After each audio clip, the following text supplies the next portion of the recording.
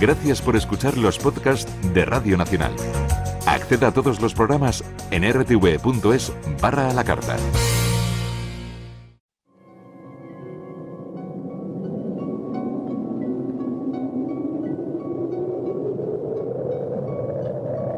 Solo cuando el túnel está en la más absoluta oscuridad es cuando puede volver otra vez la luz.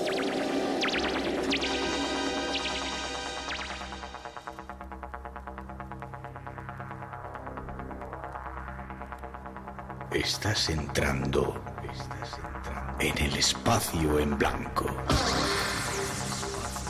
Una puerta a nuevas dimensiones de la existencia. Una nueva perspectiva sobre la realidad. Espacio en blanco.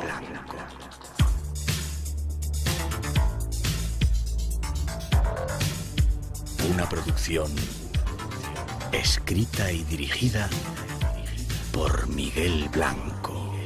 Buenas noches, Fabio. Muy buenas noches. La que has liado, ¿no? La hemos liado parda, Miguel. Mira, la que has liado. Yo estaba con mucho miedo porque digo, como no hemos hecho mucha promoción, igual no viene casi nadie aquí a vernos. Pero han venido un montón de amigos con el corazón puesto, dándonos cariño, ¿verdad? Es que en Canarias somos muy noveleras y noveleros. Y muy amantes de este programa. Con poco que digas ya... ¿Tú nos escuchas desde hace cuánto, Fabio? Te voy a poner en el compromiso. Sí, dime. Bueno, pues desde los años 80 y tenía, fíjate, cuando la liaste tú parda en Las Cañadas, fue en el año 89, yo tenía 14 años, y ahora estoy en la edad de Alibaba, así que hagan ustedes sus cuentas. Qué bonito, ¿verdad? Que la radio nos suena de esta manera tan extraña. La radio a mí me suena tan familiar. Acostumbrado desde pequeño, pues siempre había una radio, si no era en la cocina, era en el salón. Y este programa, pues Miguel, has estado en nuestra casa tantas veces. Eso me decían algunos oyentes por ahí, algunos amigos que han venido, ¿no? Qué bonito, ¿no? Es precioso cuando ves a toda esta gente reunida aquí como una familia que somos. Cuarta edición Festival de Encuentracuentos. ¿Qué es esto, Fabio? Encuentracuentos, mira...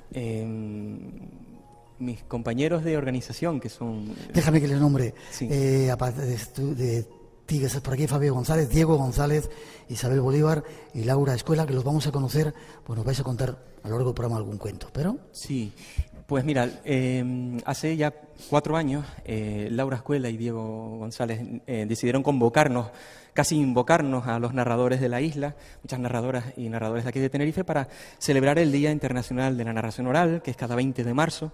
Se celebran más de 25 países y, bueno, nos reunimos justo, además, en esta casa, en el TEA, y fue una sesión preciosa, como todo lo que se improvisa. Resultó siendo de tal hermosura que decidimos convertirlo en un festival. Nos sumamos Isabel Bolívar y yo a esta maravillosa aventura y ya está, esta es la 4ª edición. Siempre tenemos como bandera el motivo que se elige cada año. Este año es Mujeres Fuertes, así que la gran parte del festival va a ir en torno a los cuentos de mujeres fuertes. La mujer que es el centro del universo. ¿Y qué mujer no es fuerte? Cierto. Aprovecha para dar las gracias, porque creo que es al Gobierno de Canarias, sobre todo a la gente de la Biblioteca Municipal de Santa Cruz y al TEA, pero aprovecha para dar las gracias y nos vamos con un montón de temas invitados que hay hoy. Dando gracias así a modo haiku, pues organismos públicos, al Ayuntamiento de Santa Cruz de Tenerife, el Gobierno de Canarias, al Cabildo Insular de Tenerife, que llevan apoyándonos desde que comenzamos como festival, entidades privadas que también nos han ido acompañando, y esta noche permítanme que de manera especial al personal de la Biblioteca Central Municipal y al personal del TEA, que llevan desde por la mañana, llevan aquí a brazo partido ayudándonos para que ustedes estén así de bien, que da gusto verles. Gracias, te quedo dentro un poquito, ¿vale? Sí, señor. Esta noche tenemos muchos temas preparados, queremos ofreceros una pequeña introducción de algunos de los invitados que van a pasar esta noche un rato en el espacio en blanco. Escuchad.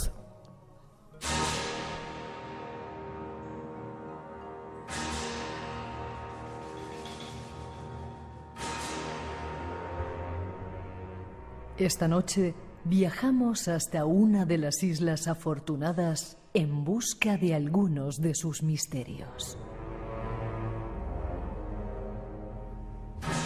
Muchos son los invitados que se van a acercar a esta emisión especial desde Tenerife.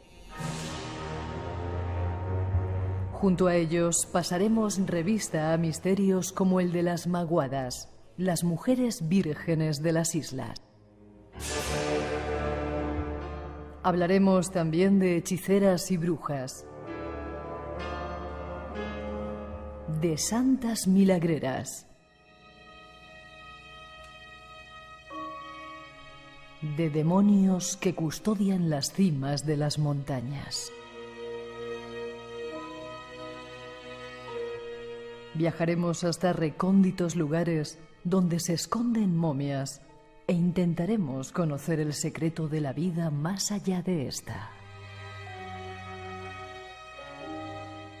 Y habrá más. Esta noche recuperaremos la antigua tradición de contar cuentos. Cuentos que representan la esencia de la cultura popular, con el deseo de que no se pierdan entre el ruido y las luces de nuestra sociedad civilizada. Estas son algunas de nuestras pretensiones. Ponte cómodo. El viaje hacia una de las islas mágicas de nuestro mundo comienza y tú eres nuestro especial invitado.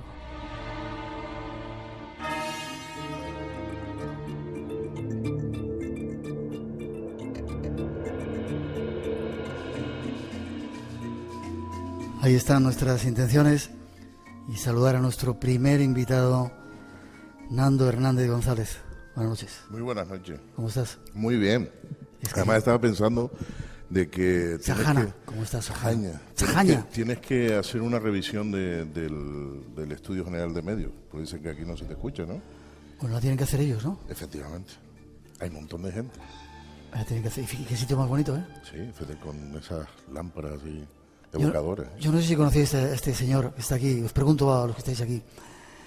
El año pasado fue. ¿Lo puedo contar? Sí, claro. Bueno, es escritor. ¿Cómo se llama el libro? Taucho, la memoria de los Y antiguos. ya lleva no sé cuántas ediciones. Efectivamente. Este señor me llevó ahí al sur. Tiene un todoterreno parecido al mío, hecho polvo, y se metió por un sitio raros. ¿Y a dónde nos llevaste? A un sitio donde los antiguos pobladores, no me gusta decir guanches, ¿cómo se llamaban los que estaban aquí? Los huasit. Los huasit celebraban rituales. Sí, una huácara. Una huácara. Y estoy seguro que mucha de la gente de la isla no sabe que eso existe. No, yo creo que no. Vale, ¿lo vamos a conocer un poquito hoy? Sí, claro. ¿Me vas a seguir llevando a esos lugares? Por supuesto. Hay por aquí alguien también que me estaba contando que había descubierto no sé cuántas palabras guanches. Por ahí, luego hablas con él. Hay gente como tú que se dedica a guardar la tradición, sois guardianes de la tradición. Hombre, la palabra guardián tiene connotaciones negativas, pero sí, hay personas que se han dedicado a trabajar la tradición de esta tierra. Vale, pues vamos contigo a conocer algunas mujeres fuertes de ese pueblo increíble que habitaba aquí, ¿vale? Venga. Tras esa primera... Nos pedí un aplauso para él, este gigantón. Pues tras esa primera introducción nos vamos a conocer algo más de lo que aquí hacía este pueblo, que todavía... Esta noche, nuestro programa gira en torno a un personaje fundamental en la cultura humana, la mujer. Queremos rendir nuestro particular homenaje a las mujeres fuertes de nuestro mundo. Algunas de ellas habitaron aquí en Canarias. Se las llamó las maguadas.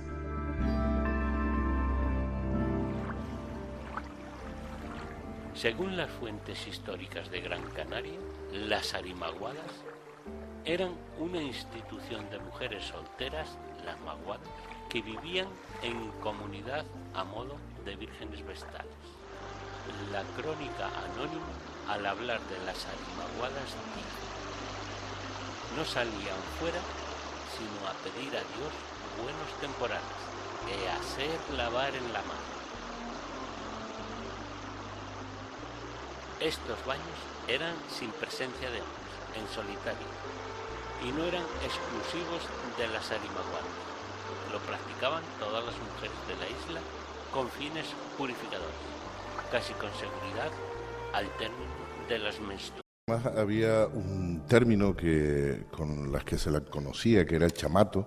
Chamato es la mujer entendida dentro de la sociedad.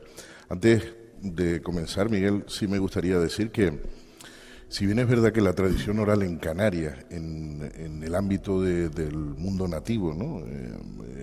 Ha sido suficientemente investigado por muchas personas, todavía aquí hay cierto recelo en el ámbito de la tradición oral, desechándose en muchos casos y siendo un valor fundamental en el estudio de nuestro pasado, ¿no? No se le da la importancia que debiera. Yo pienso más bien, o muchas veces por complejos estúpidos, o muchas veces también por ciertos prejuicios hacia nuestro pasado, ¿no? Suele ocurrir que no se da importancia de lo que uno tiene, y ocurre aquí también en Canarias, ¿no? Sí, además, siempre he dicho que aquel que no cuida lo suyo, a pedir de boca se queda, ¿no? ¿A qué? A pedir de boca se queda. Ya. Vale, hecho este preámbulo, ¿quiénes eran estas mujeres? Las maguadas como tales. ¿Las conocíais vosotros a este medio? Vale. ¿Qué personaje? A las maguadas, digo. ¿Conocían ese término como mujer? Sí, además en muchos escritos suele aparecer muchas veces mezclado, maguada, arimaguada. La maguada fundamentalmente, que era la mujer sagrada, que está presente en todas las culturas. La nuestra en concreto nace de una noche que se llama Noche del Error, que es a partir del 21 de junio, cuando se celebraba la fiesta de la Chumajec, es la renovación del sol, para que nos entendamos el año nuevo. Y a partir de esa 2 días, a partir del 21, habían hombres y mujeres en edad de merecer, sin tener ningún compromiso, quiero decir que fueran solteros. Y yacían en esos campos. Yacían, lo has contado alguna vez, tener relaciones sexuales. Efectivamente. Y a partir de esa noche, los niños o niñas que nacían eran los que iban a ocupar los cargos de las castas sacerdotales. En el caso de las mujeres, las maguadas eran custodiadas desde que cumplían los 7 años hasta que alcanzaban la plenitud dentro de las sociedades, que eran los 14, y ya podía, en el caso de las mujeres que no fueran a ejercer digamos, estas castas sacerdotales, digamos que pasaban a denominarse chamato. En el caso de estas chicas pasaban a denominarse maguadas. ¿Cuál es el término entre maguadas y arimaguadas? Que maguada es la que tiene el conocimiento y arimaguada es la que está aprendiendo.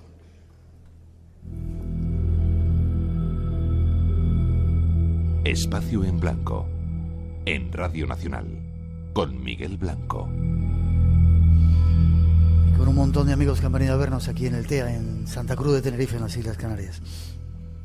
¿Eran vírgenes estas mujeres? Debían de ser vírgenes. Debían ser vírgenes, además se consagraban a partir de que alcanzaban esa plenitud, entraban a formar parte de esas comunidades. Y su labor dentro de las funcionalidades que tienen una maguada, todo lo que tenga que ver con las ceremonias de fertilidad. También asistían en el bateado, una especie de bautismo que se le hacían a los niños, saludar al sol todas las mañanas, a Majek. Y además, como profesora, si es el término adecuado, entrecomillado, ¿no?, de las niñas que iban a estos samaras a aprender, pues todo lo que conlleva la cultura material. Pero, ojo, porque hay un concepto que es mucho más profundo. Nosotros cuando decimos las niñas van a ese samara a aprender, no simplemente van a aprender a curtir una piel. Aprenden a curtir una piel y poner la intencionalidad y una energía, porque eso es lo que va a vestir a tu familia. Magia, casi. Exacto. Aprenden a hacer una cerámica, y esa cerámica contiene la intencionalidad que posteriormente va a llevar los alimentos que tú le das a tu familia. Las horas propicias para hacer desempeñar porque habían horas propicias y no propicias. Es decir, lo que trataban de hacer es de formar las mujeres que eran importantísimos dentro del ámbito nativo, como dadoras de vida y sobre todo como transmisoras de esa parte espiritual en la que estaba inmerso la sociedad nativa de esta tierra. ¿Dónde vivían? ¿Tenían cenobios, como conventos o lugares especiales? Hay muchos sitios además que han quedado digamos que en la geografía de las islas. Seguro que muchas personas aquí habrán escuchado Punta de las Monjas, Barranco de las Monjas. ¿Aquí en Tenerife? Sí, Charco de las Mujeres. Hay una playa al sur de Tenerife, por ejemplo, que es Playa Las Viudas, que era una comunidad de maguadas.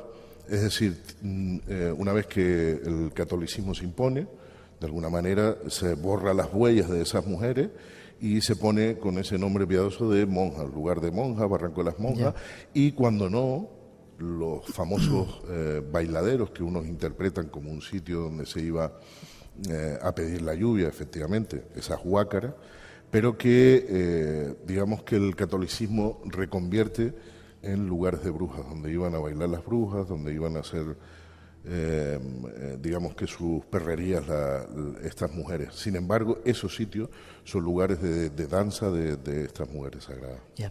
Por lo que cuentas, no era un pueblo entonces tan primitivo y salvaje como se tiene idea o se tenía idea.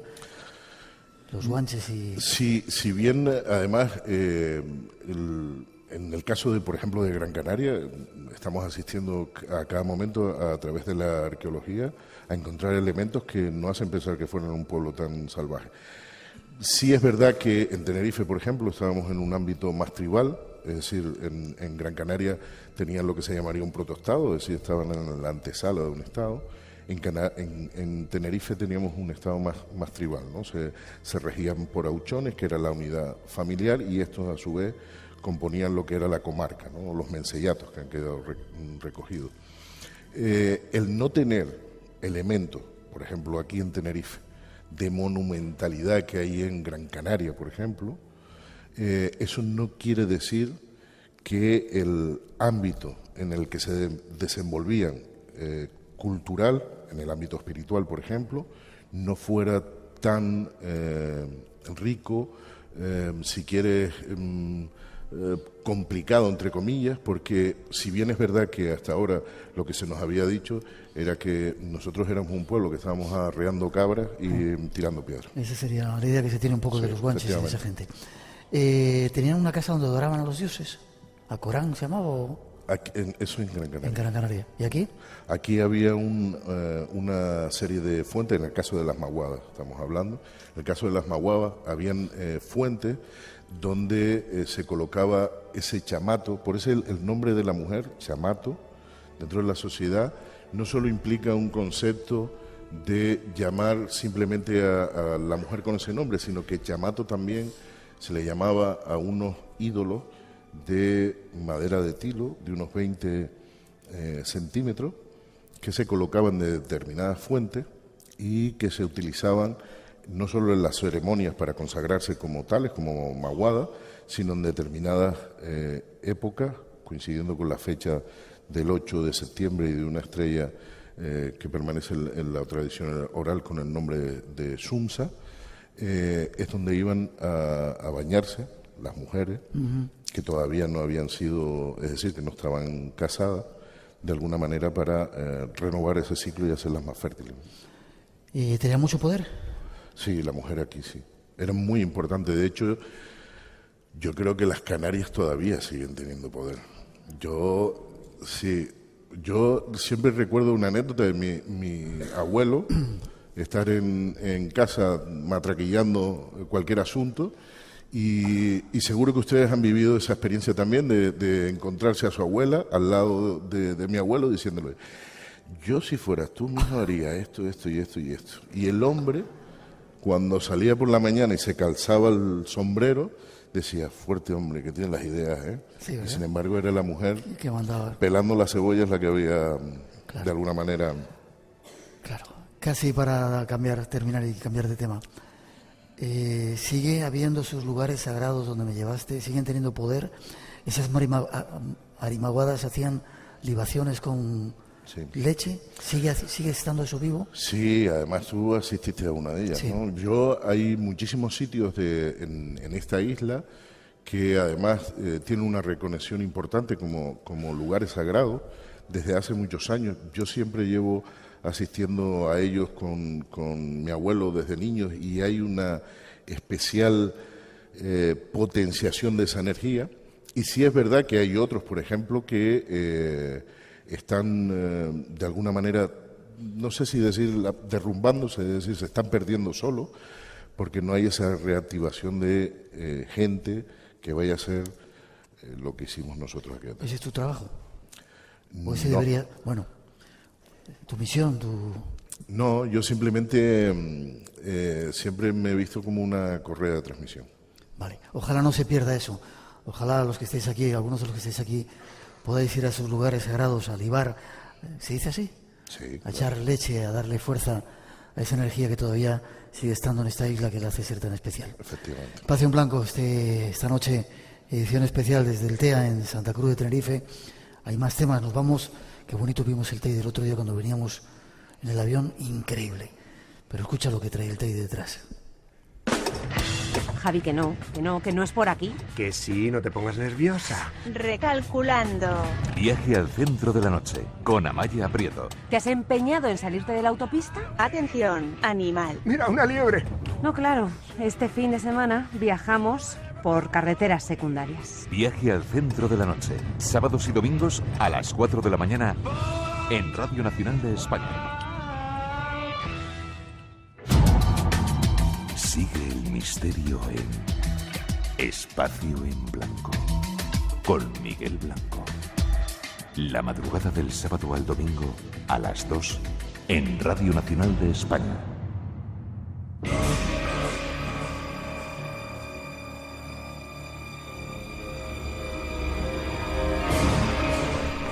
Desde el comienzo de los tiempos, los diferentes pueblos que habitaban las Islas Canarias poseían multitud de leyendas y creencias mitológicas de toda índole. El mundo de los demonios y seres malignos no es un caso aparte. Según cuentan las leyendas, en las cavidades de más altura de la isla de Tenerife, justo en el Teide, se escuchan los rugidos de un demonio del pasado. Dicen algunas crónicas que el Echeide, el nombre aborigen guanche castellanizado del Teide, era la entrada al mismo infierno, en cuyo interior habitaba el demonio Guayota. El Guayota, traducido como el destructor, era un demonio ancestral de gran poder, el guardián de la entrada del inframundo, que manejaba a su voluntad los ríos y estallidos de lava del volcán. Los guanches entregaban gran número de ofrendas al volcán para aplacar la ira de Guayota, quien contenía la furia del volcán para que pudieran seguir viviendo. Incluso en la actualidad se han podido encontrar ánforas y vasijas en recovecos de la planicie más baja del Teide, restos de las diversas ofrendas que el pueblo tinerfeño hacía a la deidad. A Guayota se le representaba a menudo como un perro negro acompañado de los tibicenas, su hueste de demonios. Conozcamos algo más de este misterioso demonio del Teide. No sé si te ha gustado la introducción. Te decía que era, cuando llegábamos en el avión, ¿no? Súper bonito ver esa mole gigantesca que se ve desde casi todas las islas y que mucha gente piensa que es un lugar bonito, bueno, es un lugar evidentemente bonito, positivo, ¿no? Parece que había otra concepción en la antigüedad.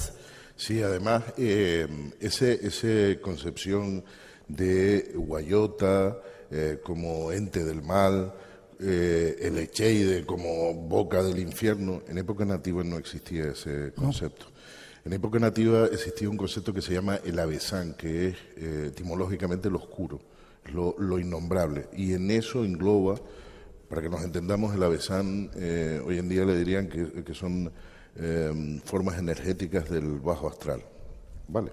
Bueno, pues en la época nativa ese avesán, digamos que englobaba todo eso, pero además la gente que siempre está, en fin, diciendo aquello de Padre Teide, para la concesión nativa, Teida, que era su nombre, tiene un nombre más peyorativo y es la perra. La perra en el sentido peyorativo de la palabra, es decir, cuando aquello bramaba y tiraba fuego, no creo que fuera un padrecito Teide. De todas maneras, ese Teide y ese Guayota que se nombra posteriormente es una introducción que hacen las primeras comunidades de franciscanos que llegan aquí aprendiendo la lengua nativa y implementan o incorporan dentro de las creencias nativas, digamos que figuras que no existían como tales. Por ejemplo, la figura focalizada del demonio, no existía, ¿no? Con ese nombre de Guayota.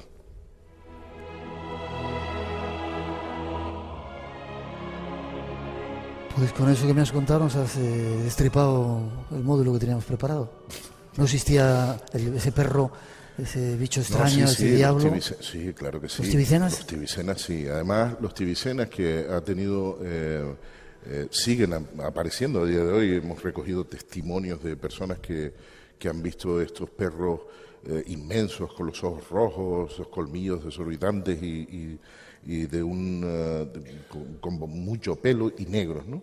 Pero es curioso porque, aunque se ven en todas las islas, Gran Canaria, La Palma, hay avistamientos en Tenerife, al sur, siempre el tibicena está asociado, curiosamente, es decir, los lugares donde se ve, curiosamente está asociado a lugares sagrados, ¿no? Entonces, de alguna manera, esos son, o podrían ser, guardianes, ¿verdad?, de esos lugares sagrados de miradas indiscretas o de quien no tenga que estar en esa zona. Por ejemplo, en los Samaras que hay en el sur, este sitio de mujeres, hemos recogido testimonios de personas que aseguran haberlos visto en los alrededores. ¿Qué pasa? Que estas figuras... ¿Como perros? Sí, como perros, pero perros inmensos, además con ese aspecto de ojos rojos, peludos, negros, bastante grandes, algo que no pasaría desapercibido, es decir, que no vas a pensar que es un perro callejero, sino que es algo que no es muy normal. Pero el problema es que estos seres, cuando tú le preguntas a la gente, los testimonios, si estos perros van a atacarlo o tienen... No, simplemente son como imágenes holográficas, ¿vale?, que incluso muchas de ellas ya se van de alguna manera disipando, hay partes del perro que no son muy visibles, ¿no? Y que pasa al lado de ellos sin proyectar ruido tampoco, sino es como una imagen aterradora que se presenta y posiblemente, muy posiblemente, fueran esos guardianes de esos lugares sagrados.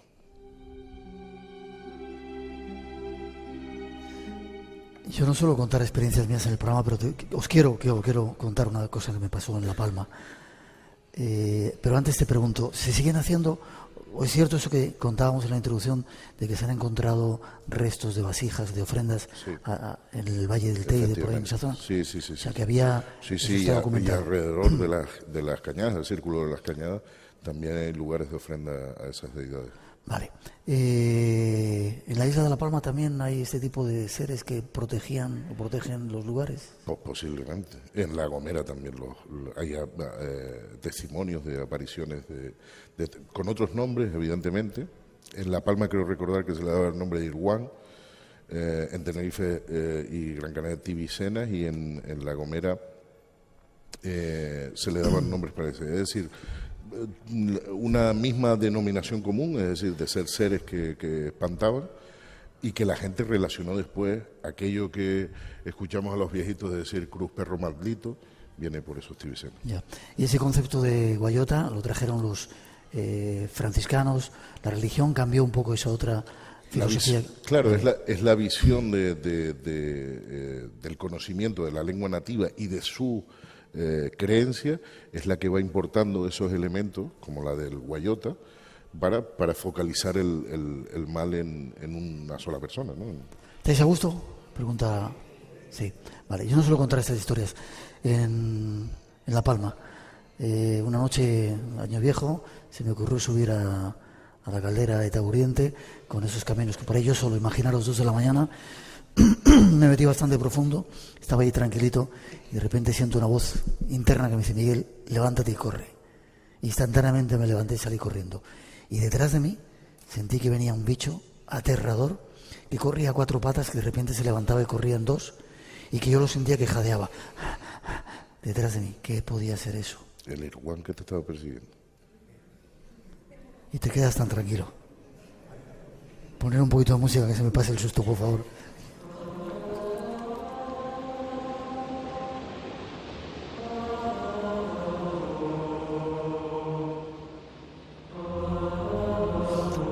Pues Nando, yo todavía no me he recuperado de ese bicharraco que venía detrás de mí, que nunca he entendido lo que fue. Pero tenía una presencia aterradora. Bueno, da gracia que te avisaron, porque te tranca ahí. Entonces, de verdad. Casi para terminar, tenemos otra invitada esperando que nos va a hablar de, y además quiero que te quedes, de momias y de guanches. ¿Se encuentran todavía momias por ahí en esos lugares que tú conoces? Sí, hay mucho. Bueno, la arqueología todavía sigue descubriendo cuevas con momias. Además, con la invitada que viene a continuación, vamos a aprender mucho de esa momificación. Más que momificación, mirlado, desecado del cadáver. ¿Cómo? Mirlado, como se le conocía. No sé si puedes dar indicaciones de 2 o 3 lugares sagrados o de la isla para que... ¿Puedes? Me estás mirando mal. No. Bueno, todos conocemos la Tejita, ¿verdad? Que es una zona... ¿La playa? Sí. Además, hoy en día está muy... había una palabra que me gustaba mucho, antropizado. Pero bueno, sigue teniendo su conexión y su energía. Muchas veces... en estos lugares, si bien es verdad que van perdiendo, ¿no?, esa fuerza, hay una montaña que les recomiendo a todos los que nos visiten y sobre todo a la gente de Tenerife, que visiten la montaña de Ahillo, que es el nombre nativo que tenía lo que hoy se conoce como montaña o Torre del Conde, en Adeje. Es un sitio también con un poder impresionante. Y después, como último lugar de esta geografía, hay una zona muy especial, que es el pueblo del Escobonal, en Agache.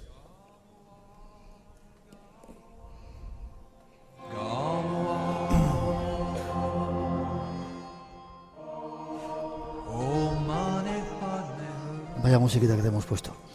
He de darte las gracias, Nando, por eso. Para mí eres un guardián de la tradición, haces que no se pierdan esos sitios, los conoces, quizá por tu abuelo, ¿no?, que te indujo y te introdujo en todo este asunto. Lo que no se conoce no se puede amar, Miguel. Claro. Y a mí eso me gusta, que lo hayas primero volcado aquí en el programa, en tus libros, ese libro que ha tenido tanto éxito. No dejes de hacerlo para que la gente joven sepa cuáles son sus raíces y no se pierda esa tradición. Te lo agradezco de corazón. ¿Forma de contacto contigo, Garandullón? A través del Facebook, la página de la novela Taucho, la memoria de los antiguos, y después también a través del blog Crónicas del Guir. No te vayas. Un aplauso os pido para este gigantón guanche.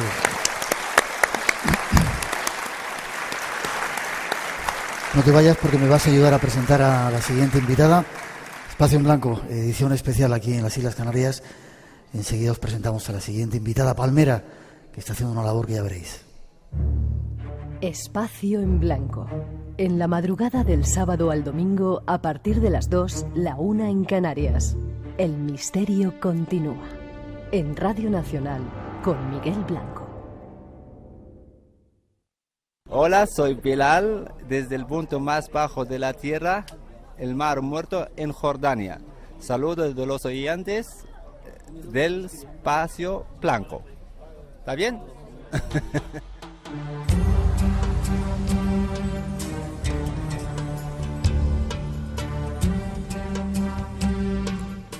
Llegan saludos desde el Mar Muerto. Afortunadamente tenemos mucha gente que se ha acercado al Espacio en Blanco de diferentes partes del mundo y nos mandan saludos, como desde aquí mandamos saludos a todos esos oyentes que tenemos a través de la radio online que nos escuchan en los 4 rincones del planeta. Nando, no tienes que marcharte antes de decir ¿qué me querías contar? Bueno, y luego vas a presentar a Mila. Sí, claro, después voy a presentar a Mila. Pero quería hacerle un llamamiento a todos los canarios y las canarias y al resto del mundo de que, aduciendo aquello que habíamos dicho de que quien no cuida lo suyo a pedir de boca se queda, lo que se quiere hacer actualmente en la montaña de Tindaya, un monumento no solo sagrado para nuestros majos, los antiguos habitantes de Fuerteventura, sino además que el monumento ya existe. Es un monumento en sí mismo, lleno de grabados rupestres, y actualmente hay un proyecto que quieren, de alguna manera, hacerle un gran boquete a esa montaña para, no sé, en aras de la modernidad, supongo. Ya. Supongo que los guardianes se pondrán a perseguirles a los que están con esa idea. Efectivamente. Vale, que no ocurra. Gracias, Nando. Gracias. Dime algo de este personaje que tú me lo has presentado.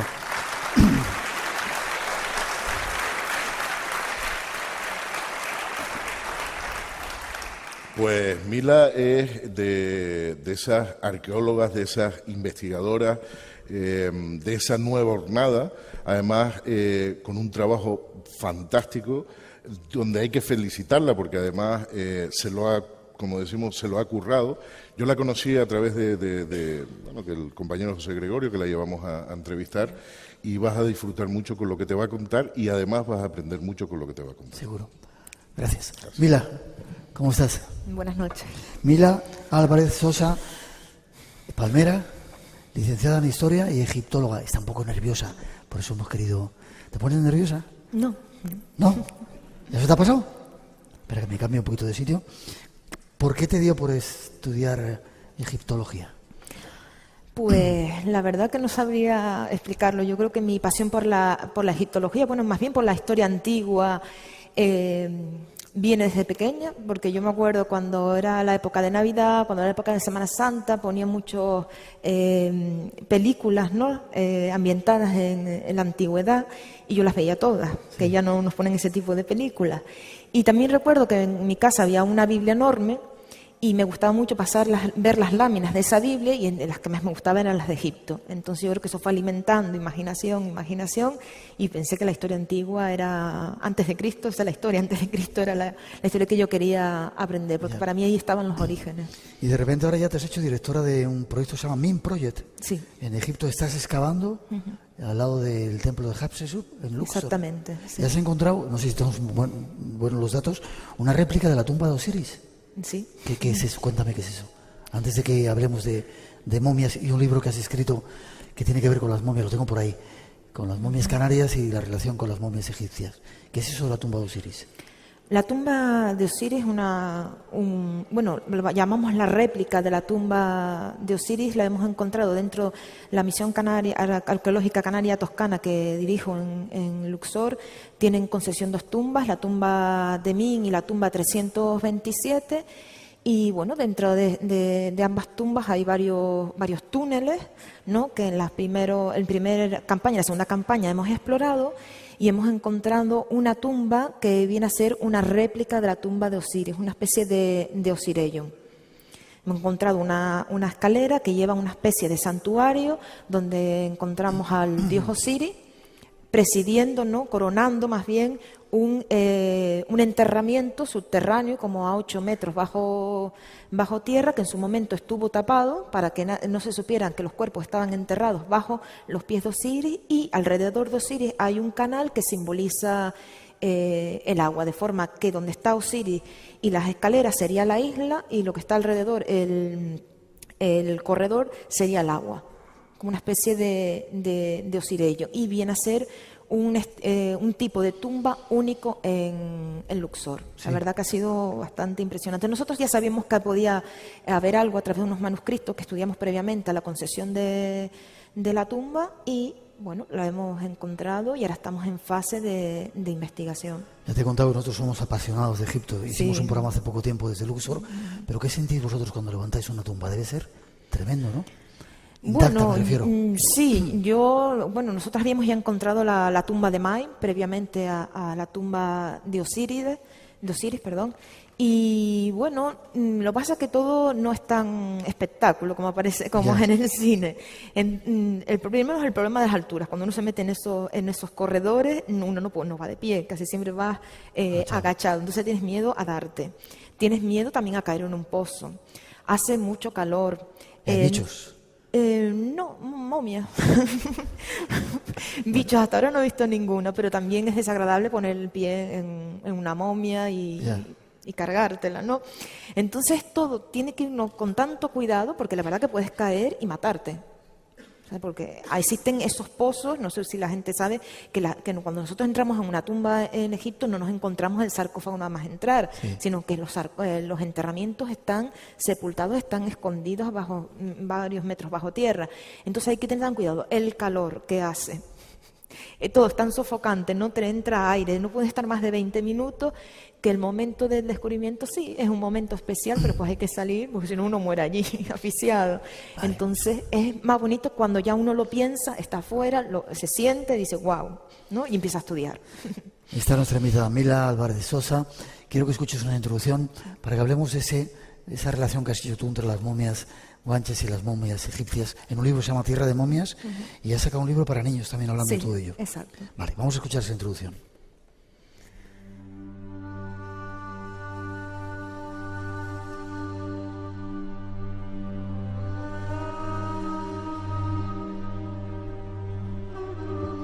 Seguimos tratando de desvelar temas intrigantes de estas islas que hoy visitamos.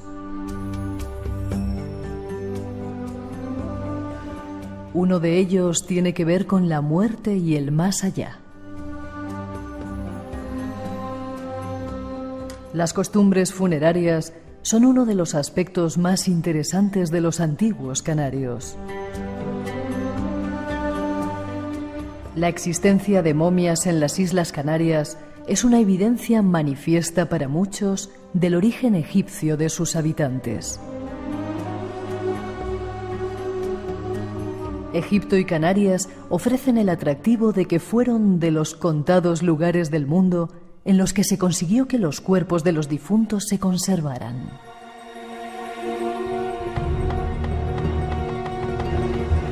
La explicación de por qué los aborígenes isleños conocían la técnica de la momificación se ha buscado en la vinculación de las poblaciones de Canarias con sus ancestros del norte de África, de donde proceden los antiguos canarios. De esta forma, la posible conexión con Egipto del proceso de momificación practicado por los aborígenes de las Islas Canarias constituye una hipótesis que se ha planteado en diferentes ocasiones. Independientemente de que este planteamiento sea acertado o no, lo que sí podemos afirmar es que ambos rituales, el egipcio y el canario, perseguían objetivos similares: la conservación del cuerpo, de modo que la muerte pareciera más bien un descanso eterno. Tratemos de conocer algo más de estos extraños ritos de momificación en Canarias y de su vinculación con el país de los faraones. No hay muchos lugares en el mundo donde se momifiquen a los muertos, ¿no? Canarias es uno de ellos, algunos en Sudamérica y Egipto, básicamente. No sé si sabes, ¿cuántas momias se han encontrado aquí en Canarias? Bueno, tuvieron que existir muchísimas momias. El problema es que las cuevas han sido saqueadas y muchas en el siglo XVII, en el siglo XVIII salieron fuera a formar parte de gabinetes en diferentes países, otras las destruyeron. ¿Gabinetes qué significa? Gabinetes vienen a ser como museos de la época, ¿no? donde se coleccionaban objetos. Y después muchas fueron destruidas y otras también se han perdido de forma natural, se han desintegrado. ¿En qué querían estos habitantes de las islas para hacer preservar a los seres humanos? ¿En qué creían? ¿Cuáles serían las creencias religiosas que estarían detrás? Pues no lo sabemos. ¿No se sabe? No. No lo sabemos porque, a diferencia de en Egipto contamos con las fuentes literarias, ¿no? Contamos con Heródoto, Diodoro Sículo, y sabemos cuáles eran las creencias que tenían los egipcios detrás, cuál era todo ese proceso. Nosotros le estudiamos los textos de las pirámides, los textos de los sarcófagos o el libro de los muertos, y sí sabemos qué creencias tenían respecto al más allá. Con respecto a los guanches y a los canarios de Gran Canaria, no lo sabemos, porque son otros los que escriben sobre los canarios y sobre los guanches. Son esos conquistadores que vienen, que toman en contacto con los indígenas de Canarias, los historiadores, los cronistas, los que hablan en el momento que entran en contacto y conocen que hay cuerpos momificados, y ahí cuentan cómo es, pero no saben qué hay detrás de ese proceso de momificación, por qué se intenta momificar, ¿no? Ya. Ponías mala cara cuando decíamos aquí que quizá hubiera una relación entre Egipto y las Islas Canarias. ¿Puede haber alguna relación? Mucha gente, los noveleros, yo soy un poco novelero en eso. Aquí llegaron los atlantes, los descendientes de los atlantes, o los egipcios, y esto es una colonia de los egipcios o de los atlantes. ¿Cómo pudo ser esta historia? ¿Por qué hay esa relación? Si es que hay alguna relación. Tenemos 3 o 4 minutitos antes de hacer una pausa y luego seguimos. Vale, vamos a ver, sí es verdad que siempre se ha relacionado las momias canarias con las egipcias, porque inmediatamente cuando se habla de una momia todo el mundo piensa en Egipto, ¿no? Porque es verdad que el proceso de embalsamación en Egipto es único y es el que más ha funcionado, ¿no? Porque se trata de un proceso de momificación artificial que es diferente al proceso de momificación natural.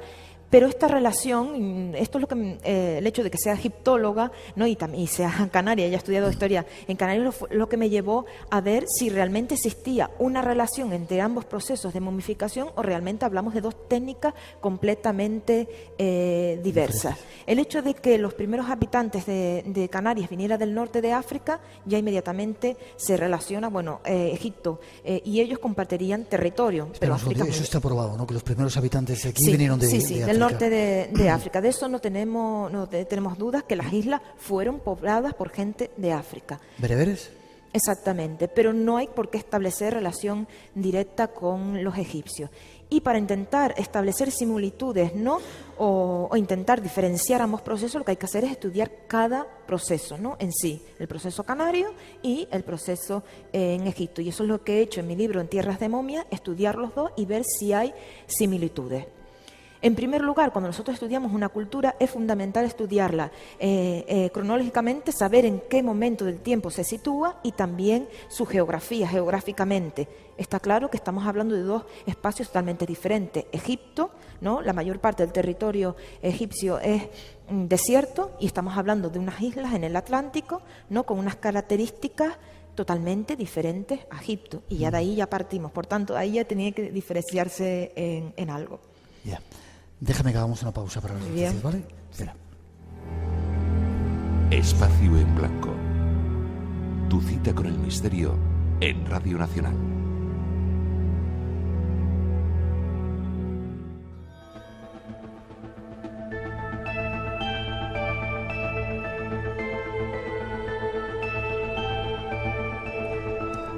No te he preguntado, Mila, si te gusta el lugar donde estamos. Qué sitio tan bonito, ¿verdad? Sí, por supuesto. Esta biblioteca municipal aquí en el TEA. Preciosa. Hemos de hacer una mínima pausa. Tenemos un montón de invitados esperando. Llegan las noticias. Tras los servicios informativos regresamos. Este es un espacio en blanco especial aquí desde las Islas Canarias.